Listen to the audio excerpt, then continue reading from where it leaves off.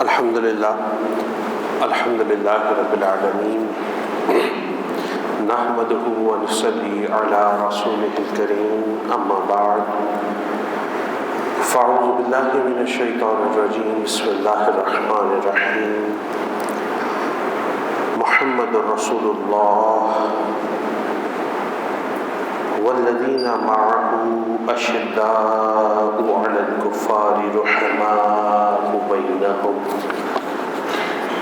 تراہم رکعا سجدا یبتغون فضلا من اللہ ورضوانا آمنت باللہ صدق اللہ العلی العظیم وصدق رسولہ النبی الامین الکریم اما بعد۔ اللہ رب العزت کی دی ہوئی خصوصی توفیق کی بدولت ایک مرتبہ پھر ہم اور آپ جمعۃ المبارک کی ان مبارک ساعتوں میں اس کا ذکر کرنے کے لیے، اس کی یاد کرنے کے لیے، اس کے دین کی باتیں سننے کے لیے، سنانے کے لیے اکٹھے ہوئے ہیں۔ اللہ رب العزت سے دعا گو ہوں کہ ہم تمام کا یہاں آنا، یہاں بیٹھنا، کلام کرنا اور کلام سننا اللہ اپنی بارگاہ میں قبول و مقبول فرمائے۔ 1442 سن ہجری بحمد اللہ تعالی آج اس کا آغاز ہو چکا ہے۔ یکم محرم الحرام ہے اور اسلامی تاریخ کا ایک بہت عظیم واقعہ آج یکم محرم الحرام کو وقوع پذیر ہوا، اور یہ وہ واقعہ ہے کہ جس واقعے کی وجہ سے آج کے دن کو یوم عمر فاروق رضی اللہ تعالی عنہ کے نام سے منسوب کیا جاتا ہے۔ 26 ذی الحجہ کو سیدنا عمر فاروق رضی اللہ تعالی عنہ پر خودکش حملہ ہوا۔ یہ خودکش کی جو اصطلاح ہے یہ جان بوجھ کے میں نے استعمال کی ہے۔ آسان الفاظ میں یہ بھی کہا جا سکتا تھا کہ قاتلانہ حملہ ہوا، لیکن اصل میں وہ قاتلانہ حملہ نہیں تھا بلکہ وہ خودکش حملہ تھا۔ اور تاریخ میں اس سے پہلے بھی خودکش حملے ہوئے، اور جو بے وقوف، کم عقل اور غیر علم لوگ بلکہ جاہل لوگ اسلام کی طرف ان خودکش حملوں کو منسوب کرتے ہیں، ان کے ذہن میں یہ بات واضح ہونا چاہیے کہ تاریخ میں آن ریکارڈ جو سب سے پہلا خودکش حملہ ہوا وہ بائبل کے اندر موجود سیمسن اگونسٹس نامی ایک شخص جو کہ یہودی تھا، اس نے کیا تھا۔ اور یہ تقریباً آج سے 3200 سال قبل یعنی 1800 سال قبل مسیح کی لگ بھگ کا ایک دورانیہ تھا کہ جس کے اندر یہ واقعہ وقوع پذیر ہوا تھا، اور بائبل کے اندر آج بھی وہ موجود ہے کہ جس کے اندر سیمسن اگونسٹس نے باقاعدہ طور پر خودکش حملہ کیا، اور ایک بلڈنگ تھی، اس کے 2 پلر تھے، ان کو جھٹکا مار کر پھینکا تھا، اور وہ بلڈنگ پوری کی پوری گر گئی تھی، اور اس کے نیچے موجود کم و بیش 3000 افراد تھے جو اس خودکش حملے میں مارے گئے تھے، بشمول سیمسن اگونسٹس کے۔ 9 میٹرک میں اس کی پوئٹری پڑھائی جاتی ہے، اور ماسٹرز کے انگلش کے لٹریچر کے اندر باقاعدہ نصاب میں اس کو شامل کیا گیا ہے، اور جان ملٹن نے اس کے اوپر پوری اپنی نظم کو تحریر کیا ہے۔ اس کے بعد یہودیوں کا ایک منظم گروہ تھا جس کا نام تھا زیلوٹس، ZEALOTS، زیلوٹس جو تھے یہ باقاعدہ ایک خودکش حملہ آور لوگوں کا گروہ تھا۔ یہ بھی حضرت عیسیٰ علیہ السلام کی ولادت سے پہلے کا ٹائم تھا، اور یہ بھی باقاعدہ لوگوں پر خودکش حملہ کرتے تھے، یعنی اپنے پاس برچھیاں چھریاں رکھتے تھے، لوگوں پہ حملہ کرتے تھے، اور جب لوگ ان کو پکڑتے تھے تو یہ اپنی گردن خود کاٹ لیتے تھے، یعنی ان کے قابو میں نہیں آتے تھے۔ اسی طرز کے اوپر 26 ذی الحجہ کو سیدنا عمر فاروق رضی اللہ تعالی عنہ پر خودکش حملہ کیا گیا، اور یہ خودکش حملہ اس طرح تھا کہ فجر کی نماز کے وقت جب آپ صف درست فرما رہے تھے اور اس کے بعد منصب امامت پر کھڑے ہو کر آپ نے تکبیر فرمائی تھی، تو ابو لولو فیروز نامی مجوسی، جو ایک روایت کے مطابق نصرانی بھی تھا، اس نے سیدنا عمر فاروق رضی اللہ تعالی عنہ پر زہر میں بجھے ہوئے خنجر کے ساتھ حملہ کیا، اور پہلا بار آپ کی گردن پر ہوا، اور اس کے بعد آپ کے جسم کے مختلف حصوں پر چھریاں ماری گئیں۔ تو حضرت عمر فاروق رضی اللہ تعالیٰ عنہ جو منصب امامت پر موجود تھے، آپ اپنی جگہ سے ہٹے اور آپ کے پیچھے جو دوسرے صحابی تھے ان کا ہاتھ پکڑ کر ان کو آگے کر دیا کہ وہ فجر کی نماز کو مکمل کریں۔ ان صحابی رسول نے جلدی جلدی نماز کو مکمل کروایا، اور صحابہ نے جب اس شخص کو گھیرا تو اس نے چھریوں کے وار صحابہ کرام پر کیا، اور کم و بیش 13 صحابہ کرام تھے جن پر وہ حملہ ہوا، اور اس میں سے 6 سے 7 لوگ ایسے تھے جو آن دا اسپاٹ شہید ہوئے۔ اور اس کے بعد جب ابو لولو فیروز کے اوپر ایک ٹوپی نما چادر کو ڈالا گیا تاکہ اس کو پکڑا جائے، تو اس نے اپنی پکڑائی دینے کے بجائے اپنی اس چھری سے خود اپنے اوپر حملہ کیا اور خود کو بھی ختم کر دیا۔ تو یہ وہ خودکش حملہ تھا جو 26 ذی الحجہ کو ہوا، جس کے نتیجے میں سیدنا عمر فاروق رضی اللہ تعالیٰ عنہ شدید زخمی ہوئے، اور اس کے بعد جب آپ کو لے جایا گیا، آپ کے گھر پہ طبیبوں کو بلایا گیا، تو آپ ان زخموں کو برداشت نہ کر سکے، اور پھر آپ کا وصال ہوا، یہاں تک کہ یکم محرم الحرام کو آپ کی تدفین کی گئی۔ اس وجہ سے یکم محرم الحرام کو سیدنا عمر فاروق رضی اللہ تعالیٰ عنہ کے اسم مبارک سے منسوب کیا جاتا ہے۔ یہ خدا کے محبوب علیہ الصلاۃ والسلام کے وہ عظیم صحابی تھے کہ جنہوں نے 40ویں نمبر کے اوپر، یعنی 39 اشخاص کے بعد دین اسلام کو قبول کیا اور 40 کی تعداد مکمل کی۔ اور جب 40 کی تعداد مکمل کی تو آپ سے پہلے موجود 39 اشخاص اور کم و بیش 20 سے 23 خواتین جو دین اسلام کے اندر داخل ہو چکی تھیں، ان میں سے کسی کے اندر اتنی جرت نہ ہو پاتی تھی کہ وہ کفار کے سامنے نکل کر کھل کر خانہ کعبہ میں کھڑے ہو کر نمازوں کو ادا کریں۔ یقیناً سیدنا صدیق اکبر رضی اللہ تعالیٰ عنہ آپ نے بارہا اس حوالے سے کوشش کی، اور آپ کے اوپر بھی کفار نے ظلم ڈھائے، اور آپ کے علاوہ جن صحابہ کرام نے اس حوالے سے کوشش کی ان کے اوپر بھی کفار نے ظلم ڈھائے۔ لیکن جب سیدنا عمر فاروق رضی اللہ تعالیٰ عنہ آپ نے اسلام کو قبول کیا تو آپ نے خدا کے محبوب علیہ الصلوۃ والسلام آپ سے جو سوال ارشاد فرمایا وہ سوال یہ تھا کہ اے خدا کے محبوب، کیا آپ اللہ کے سچے رسول ہیں؟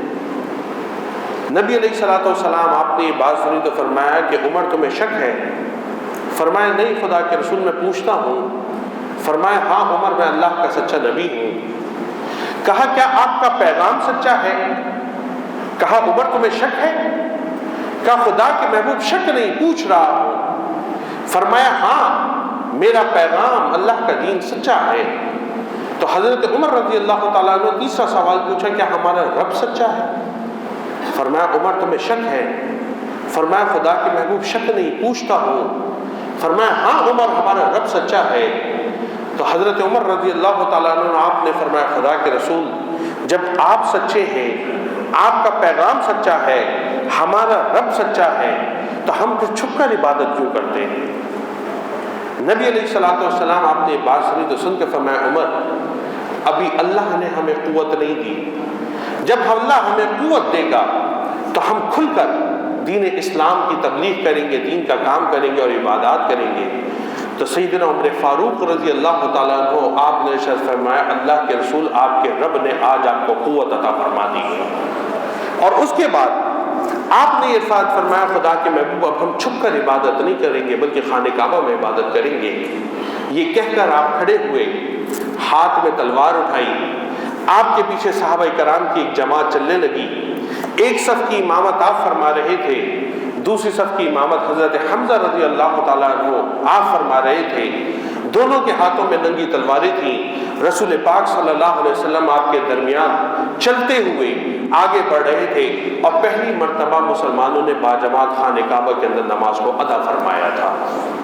انہی عمر فاروق رضی اللہ تعالیٰ عنہ کے حوالے سے یہ بات بھی منقول ہے کہ جب ہجرت کا وقت آیا اور بڑے بڑے اجلہ اور اکابر صحابہ کرام کفار مکہ سے چھپتے ہوئے اور بچتے ہوئے ہجرت فرما رہے تھے، تو جس ہجری کیلنڈر کا آج ہم نے ذکر کیا کہ جس کے آپ 1442 سال مکمل ہوئے، اسی ہجرت کے واقعے کے ذیل میں یہ بات موجود ہے کہ جب سیدنا عمر فاروق رضی اللہ تعالیٰ عنہ کی ہجرت کا وقت آیا تو آپ نے اپنے گلے کے اندر تلوار کو لٹکایا، اپنے ہاتھ میں کمان کو اٹھایا اور دوسرے ہاتھ کے اندر کمان کے تیر اٹھائے تھے، اور اپنے رونت خانے سے باہر نکلے۔ اور یہ واحد صحابی تھے جو آگے بڑھے، مکہ کے اندر مین مرکز یعنی خانہ کعبہ میں گئے، پہلے مقام ابراہیم پر کھڑے ہو کر 2 رکعت نماز نوافل کو ادا کیا، اس کے بعد خانہ کعبہ کے ساتھ چکر لگائے، اور چکر لگانے کے بعد وہاں بیٹھے مشرکین مکہ کے پاس گئے اور جا کے فرمایا بات سنو، تم میں سے کوئی ہے جو اپنی ماں کو اپنے اوپر رلوانا چاہتا ہے؟ تم میں کوئی ہے جو اپنی اولاد کو یتیم کروانا چاہتا ہے؟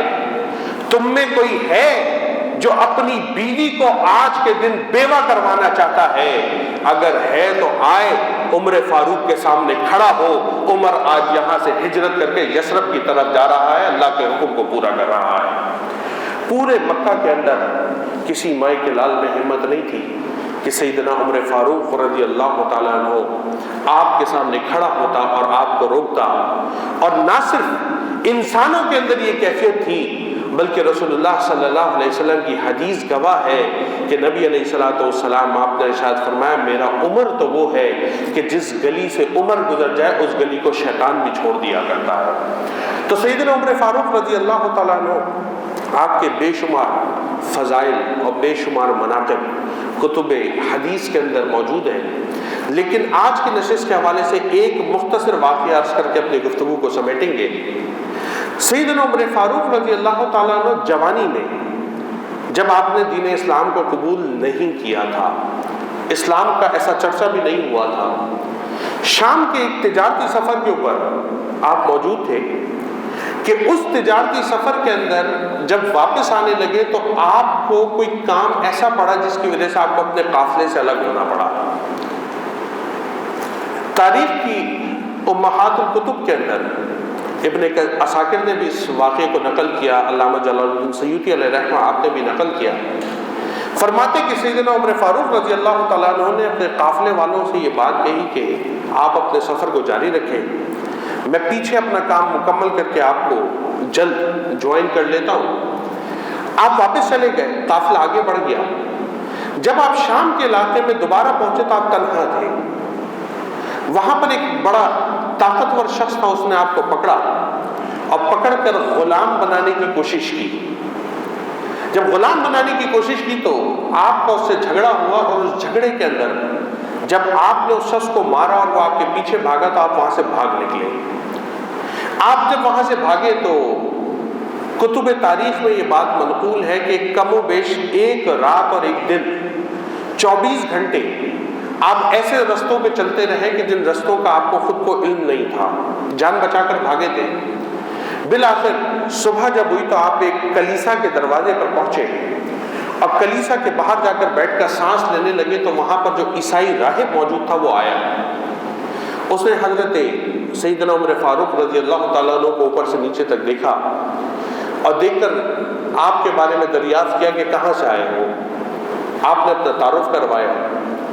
اس شخص نے آپ کے لیے کھانے پینے کا بندوبست کیا، اور جب کھانے پینے کا بندوبست کر لیا، آپ کو کھانا وانا کھلایا تو کہا تمہارا نام کیا ہے؟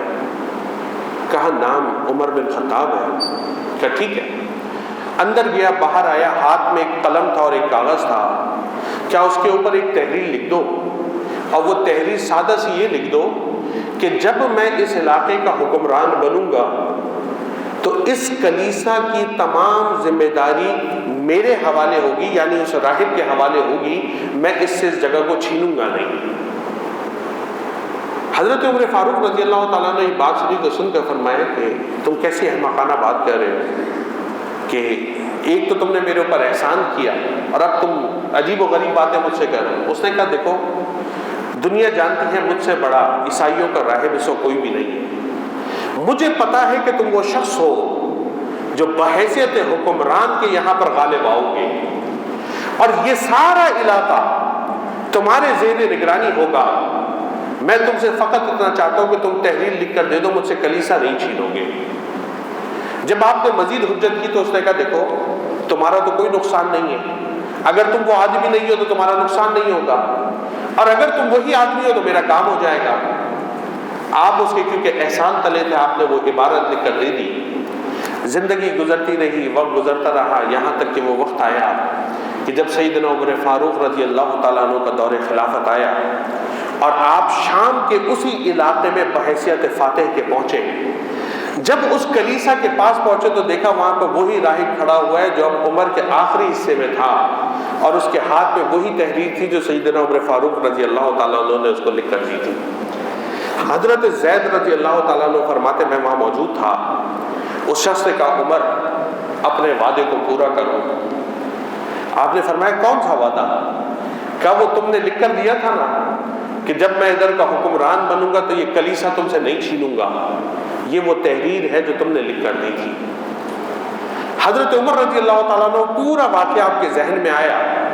آپ نے اپنے ساتھیوں کو واقعہ بیان فرمایا، لیکن جو آخری بات جس کی وجہ سے پورا واقعہ میں نے آپ کو سنایا وہ بات یہ تھی کہ حضرت عمر نے فرمایا اب اس زمین پر نہ تو عمر کا کوئی حق ہے نہ اس کی اولاد کا کوئی حق ہے.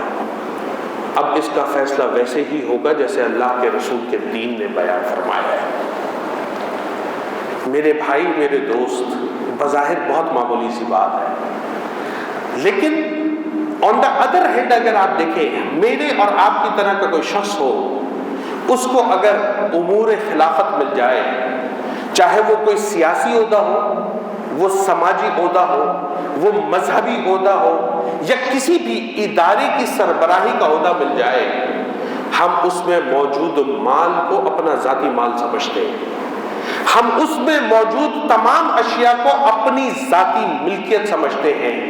بلکہ کہنے دیجئے کہ جو بیت المال ہوتا ہے اس میں موجود مال کو مال البیت سمجھتے ہیں کہ ہمارے گھر کا مال ہے، اور اپنی مرضی سے اس پہ فیصلے کرتے ہیں.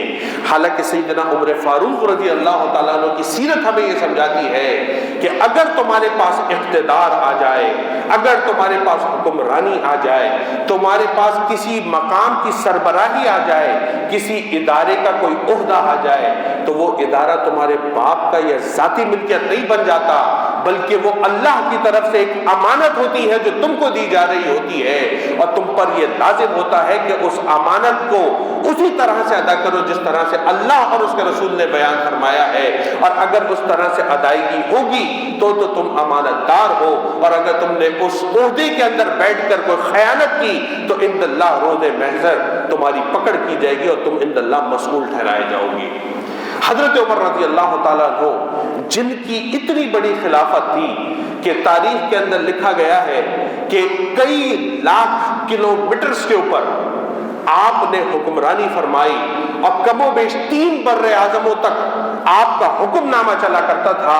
اس سیدنا عمر فاروق رضی اللہ تعالیٰ عنہ نے اپنے آپ کو اللہ کی بارگاہ میں اس حد تک مسئول پایا تھا کہ ایک چھوٹا سا کلیسا اس کو دینے کا اختیار بھی اپنے پاس نہیں سمجھا.